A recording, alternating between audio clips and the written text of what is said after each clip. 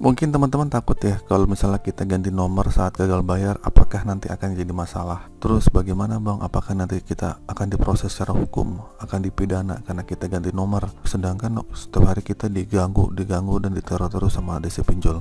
Jadi gini teman-teman ya, risiko apabila kita menghindar dari DC, dari teror DC, dari telepon-telepon DC saat kita ganti nomor, mungkin akan menjadi hal yang selalu kita pikirin.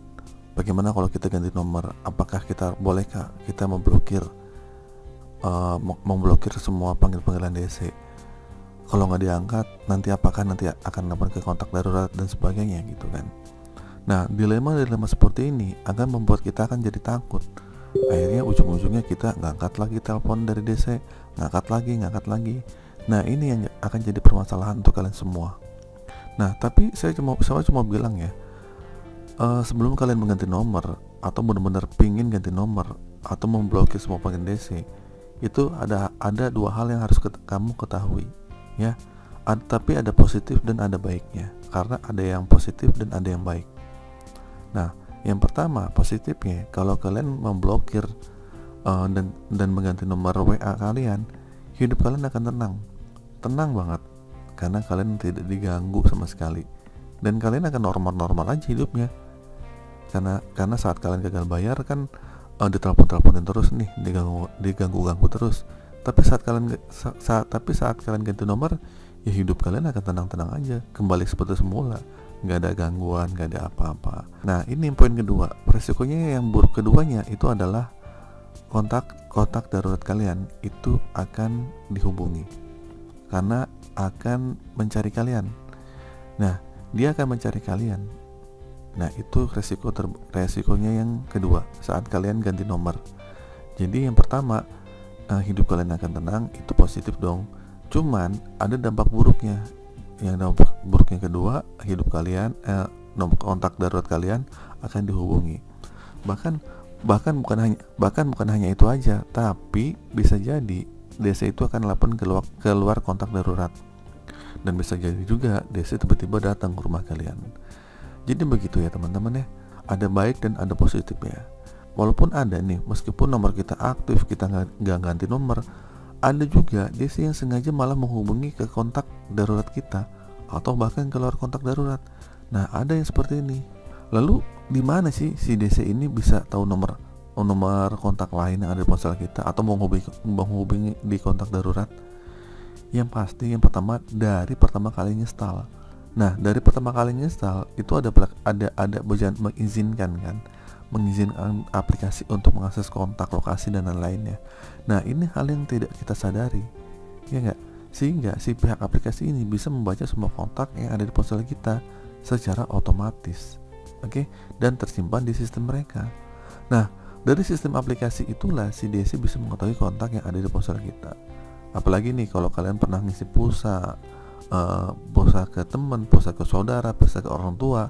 Nah, bisa jadi nomor-nomor itu malah dihubungi sama pihak-pihak DC, ya nggak?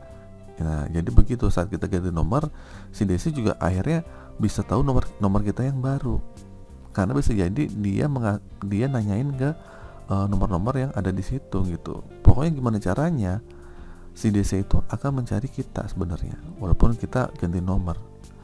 Nah, terus gimana bang, diabaikan apa enggak? Ya kalau kalian mau sekali dibalas, kalau kalian lagi iseng ya boleh dibalas, tapi kalau lagi nggak iseng ya sudah, ngapain dibalas gitu kan, karena itu akan buang waktu. Si DC itu taunya kalian kapan bayar ya, nggak peduli kalian alasannya apa. Oke? Nah, apabila si pihak DC tidak bisa diajak koordinasi dengan baik, kita udah ngomong sejujurnya, udah ngomong seperti ini gitu kan, udah kita belum bisa membayar karena tagihan seperti itu dan seperti ini dan keluhan kita gitu kan. Kalau menurut saya lebih baik abaikan aja ya. Terus pertanyaan lagi bang, gimana, apakah benar nih kalau kita ganti nomor akan dipidana? Nggak mungkin dan nggak akan bisa ya. Kita ganti nomor dipidana itu nggak akan bisa. Jangankan begitu kan, kita tidak membayar pinjol aja kita tidak akan dipidana. Oke? Terburuknya kita cuma masuk OJK, tidak bisa minjem lagi. Itu aja teman-teman ya, gitu kan. Tapi untuk mengganti nomor, tapi ada hal sebaiknya yang harus kalian lakukan juga nih. Nah, sebelum mengganti nomor itu ada juga resiko-risikonya, tapi kalian juga harus ada yang harus kamu lakukan nih, yaitu sebaiknya saat ganti nomor kondisikan dulu semua kontak-kontak yang ada di HP kalian. Apabila nih kalau ada DC yang nelpon ke kalian, nelpon ke kontak kalian, nelpon ke luar kontak darurat kalian gitu.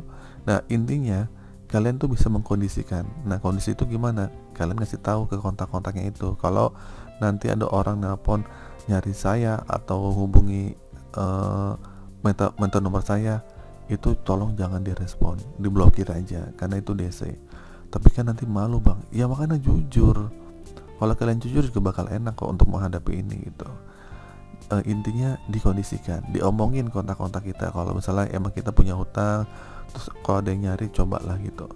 Jangan sampai kontak darurat kita malah jadi kaki tangannya DC. Oke, itu saja teman-teman video kali ini. Nggak apa-apa kok kalau kalian ganti nomor, itu nggak apa-apa, dan cuman resikonya itu gitu. Kalau kalian kontak darurat kalian pasti akan diteleponin.